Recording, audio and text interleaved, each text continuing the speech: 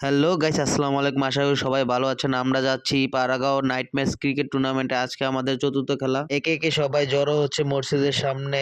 মাঠে যাওয়ার জন্য গাড়ির জন্য অপেক্ষা করছিলাম সবাই। হঠাৎ একটি খালি বাস পেয়ে গেলাম এবং সবাই বাসে উঠে গেলাম এবং বাসটাকে পুরা টিম বাস বানিয়ে ফেললাম। আমরা কেউ ভাবতেই পারিনি যে এই সময় মতো এই বাসটা পেয়ে ফেলবো, তাই সবাই আনন্দে আত্মহারা এবং স্লোগান দিচ্ছিল। যেহেতু পারাগাঁও 2 গ্রাম পরে, তাই বেশি সময় লাগেনি, মুহূর্তে পৌঁছে গেছিলাম আমরা।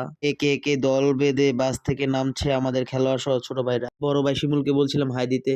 আমরা টস জিতে ফিল্ডিং এর সিদ্ধান্ত নেই এবং দলের গুরুত্বপূর্ণ আলাপ আলোচনা সেরে ফেলি। আজকে আমাদের কোনো পরিবর্তন নেই, পুরনো একাদশ নিয়ে মাঠে নেমেছি আমরা। আর্থিক ত্রুটি ও আম্পায়ারের জন্য সবাই টাইম পাস করছে। অবশেষে 10 মিনিট পর আম্পায়ার আসলো এবং খেলা স্টার্ট করলো। প্রথম ওভার বল হাতে আসলো দীপ্ত।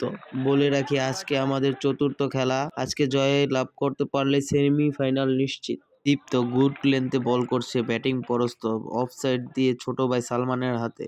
দীপ্ত শুরুটা ভালো করলো, পরপর 2 বলে 2-4 হজম করে। যেহেতু প্রথম ওভার খারাপ হয়েছে, তাই দীপ্ত শিমুল ভাই ছোটখাটো ডিসকাস করে নিচ্ছে কাকে বল দেওয়া যায় আর কি। একটা কথা বলে রাখি, এই খেলাটা হয়েছিল অনেক আগে, অনেক বিজি থাকার কারণে আপলোড দেওয়া হয়নি। ওভার নিয়ে আসলেন সৌরভ, এসে 4 খেলেন এবং এই ওভারে 20টি রান দিয়েছেন। এটা এমন একটি খেলা, ক্যাচ মিস তো ম্যাচ মিস। এরপর আসলেন শিমুল ভাই, ওনার শেষ ওভার নিয়ে। ভিডিওটি লং হয়ে যাবে, তাই মাঝখানে 2-3 ওভার কেটে দিলাম। শর্ট পিচ ক্রিকেটে ফিল্ডিংটাই মাস্ট ইম্পর্টেন্ট। শিমুল ভাইয়ের ওভারে ফিল্ডিং মিস হওয়ার কারণে একের পর এক 4 হচ্ছে এবং ওদের বিশাল রানের সংগ্রহ হয়ে যাচ্ছে।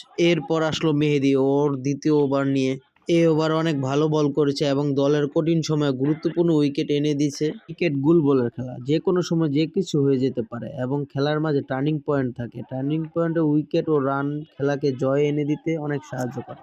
পিচে থাকা সেট ব্যাটসম্যানকে মেহেদী সাজঘরে ফেরান এবং ম্যাচের টার্নিং পয়েন্টে উইকেট এনে দিয়ে ম্যাচকে পুরো ঘুরিয়ে দিয়েছে। এরপর বল নিয়ে আসলেন সালমান এবং 10তম ওভার এবং ম্যাচের শেষ ওভার নিয়ে। এই শেষে বিপরীত দলের সংগ্রহ 10 ওভারে 127 রান আর আমাদের প্রয়োজন 128 রান।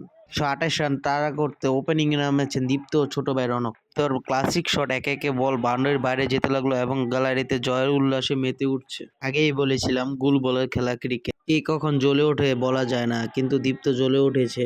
গত ম্যাচে রান পেয়েছিল রনক, এই ম্যাচে সন্তোষজনক রান করতে পারলো না এবং প্যাভিলিয়নের দিকে চলে গেল। এবং এই মাঠে টসটাই মেন, টসের উপর ম্যাচের ভাগ্য নির্ধারণ হয়ে থাকে। এরপর নামলেন শিমুল ভাই এবং শিমুল ভাই ও দীপ্ত দারুণ কম্বিনেশনে ভালোই খেলছে এবং দলীয় সংগ্রহ যখন আসি, শিমুল ভাইয়ের দরকার ছিল ঠান্ডা মাথায় ম্যাচটাকে বের করে নিয়ে আসা। শিমুল ভাই অফলাইনতে আসা বলকে জোরে হাঁকিয়ে 6 মেরে আউট হয়ে গেছেন। এরপর নামলো মেহেদী, যেহেতু দীপ্ত সেট ব্যাটসম্যান তাই মেহেদী অপর প্রান্ত থেকে সিঙ্গেল নিয়েছে এবং স্ট্রাইক প্রান্তে দীপ্তকে। আজকে জয়ের নায়ক দীপ্ত একাই 74 রান করে ম্যাচ বের করে নিয়েছে এবং দলকে সেমিফাইনালে নিয়ে গেছে। দেখা হচ্ছে এই পরের ম্যাচে। আজ এই পর্যন্ত, আল্লাহ হাফেজ।